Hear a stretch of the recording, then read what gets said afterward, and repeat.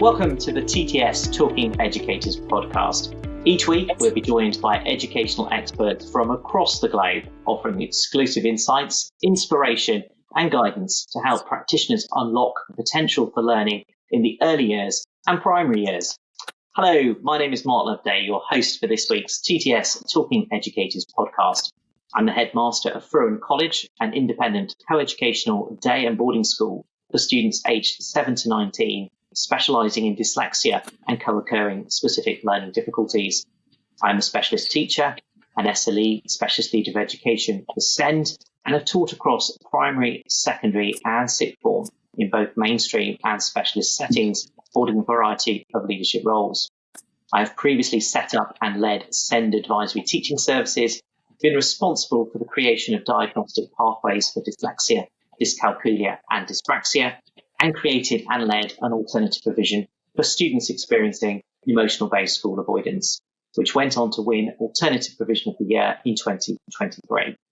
I'm also a board director for the Specific Learning Difficulties Assessment Standards Committee, known as SEN, a trustee of a multi-academy trust, and I'm a national and international speaker. Throughout the series, we'll be discussing a range of topics aimed at supporting SEN in primary settings, inspiring you with guidance and resources to enhance your practice.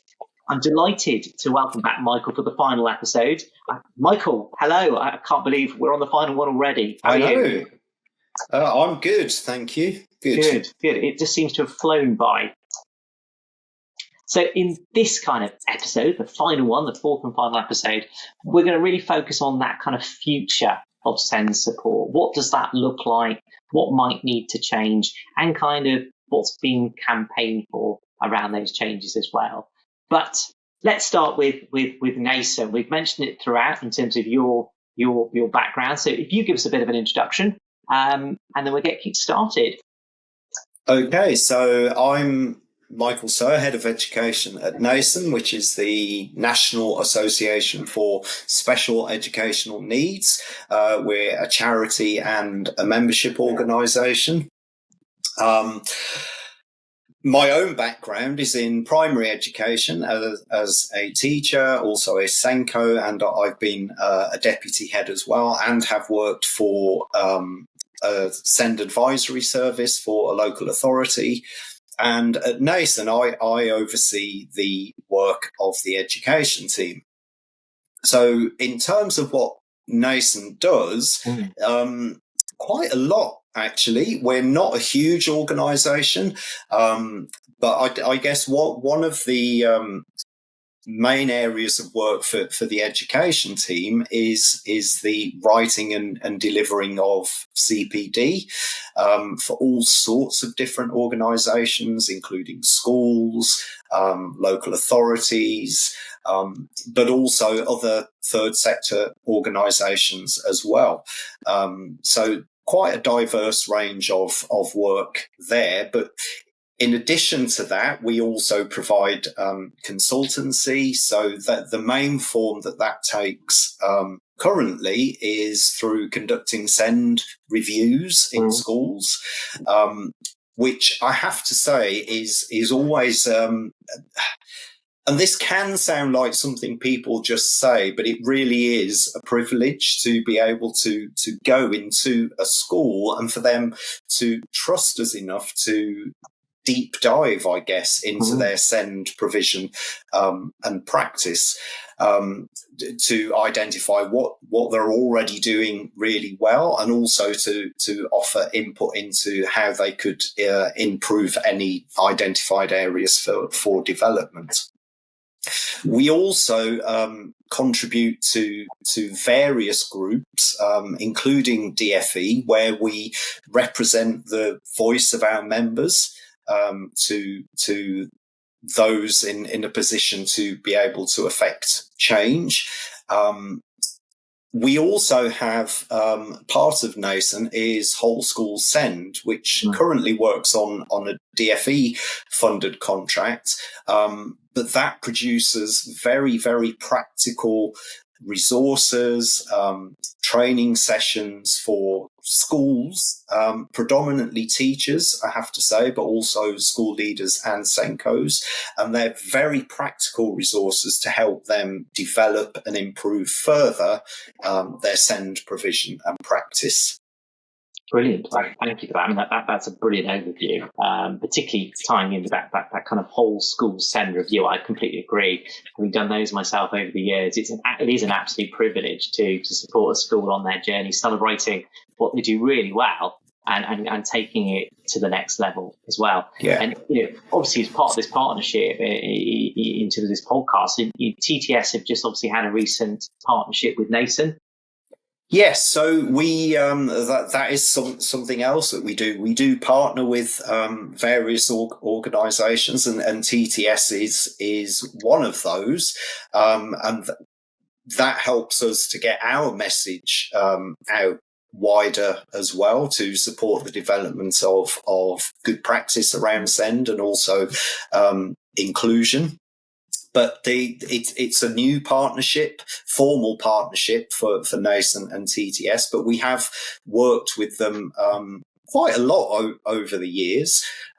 So one example of that, one of the TTS resources, Calming Cat, great resource, but that went through the nasen quality framework and achieved nasen assured status. So that's something else we do, that quality framework, which is about supporting mostly not schools, I have to say. That's supporting product and resource providers to make sure that their resources and products are as inclusive and accessible as they possibly can be.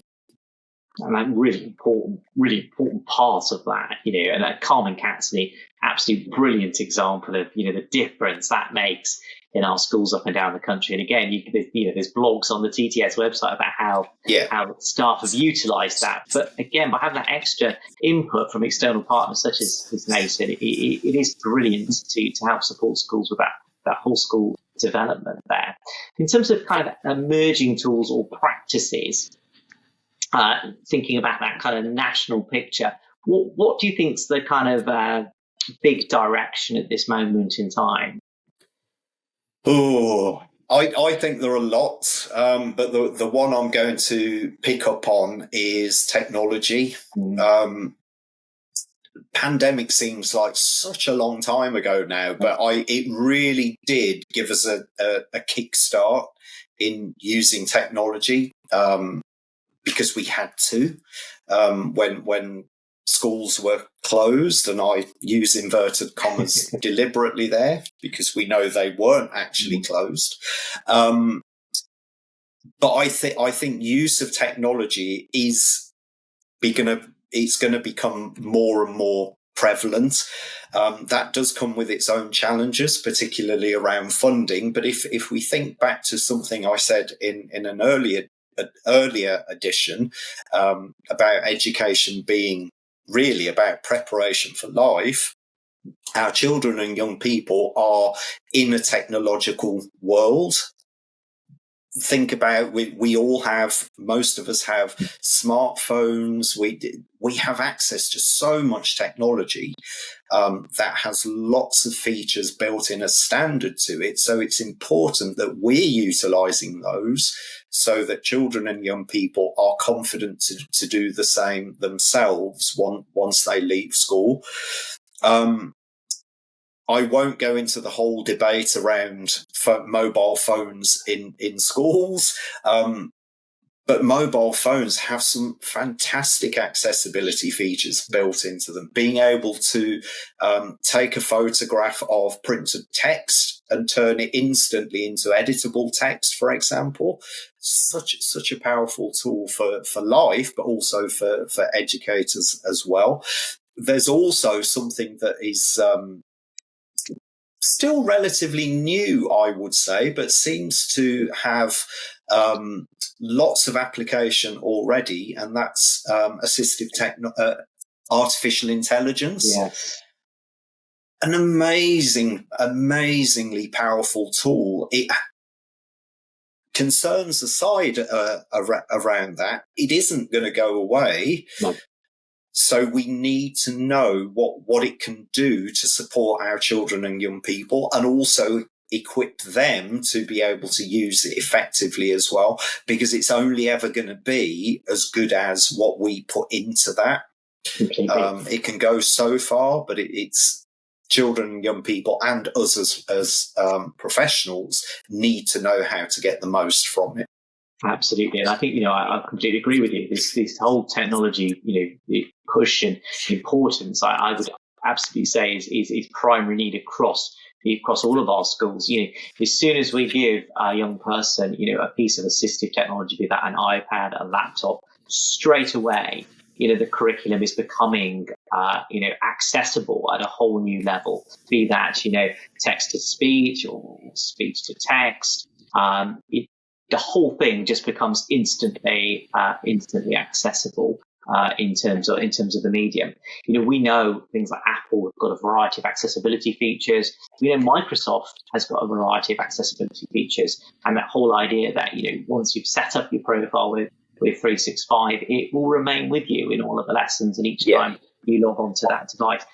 Just picking up on one key bit there, I think that we need to be more in tune with in schools across the board is this idea of teaching young people how to utilize that accessible technology.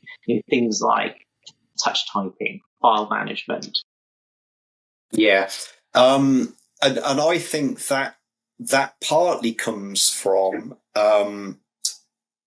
children and young people seeing how we use it as adults as well. So are we modeling how technology can be a benefit?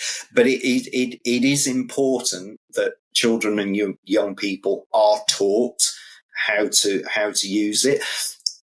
There are lots of instances where, and it's quite a commonly understood thing. It's not always accurate, but that children tend to pick up technology more quickly than adults. So I think for us as adults, it's also having the confidence to let them do that, and not to be too concerned if we don't have the answers, because it could be that our children and young people discover the answers for themselves, and how certain technologies work. But that doesn't mean we don't need to teach them how to do it, and also how to apply that knowledge as well. Completely. I think you're just saying, picking on that point around them letting them lead us at times, in obviously in a very safe, controlled manner, is great from that self-esteem point of view of just boosting, self-esteem. But you're absolutely right. It is around that specific teaching and that modelling in terms of making that piece of equipment accessible. Otherwise, it does become just another point to hinder with. Thinking kind of bringing our kind of series really to a close, and thinking about what's next. What policy changes do you think we need to be making? We need to be adapting, be that either national or more localised policies within our school to get better inclusion? Wow. Quite a big one to finish with. It is a huge one to finish, and it's how to sort of summarise that all. So I think there was the curriculum and assessment review, which happened quite recently.